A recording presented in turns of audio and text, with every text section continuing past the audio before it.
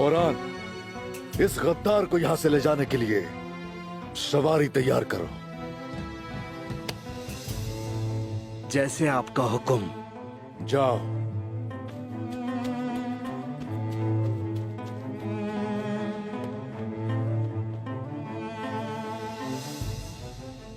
तो तुमने उसके हाथों का पट्टा गले में डाल के उसके सामने दुम हिलाना शुरू कर दिए।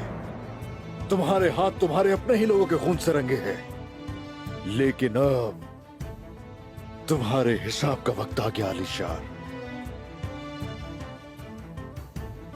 उस्मान, उस्मान, ये रियासती बातें हैं उस्मान। तुम्हारा छोटा सा ये दिमाग नहीं समझ सकता। बकरियों के चरवाहे ने तुम्हारे और गेहातों के तमाम मंसूबों को रोन दिया। सोफिया शहंशाह की कैदी हो गई।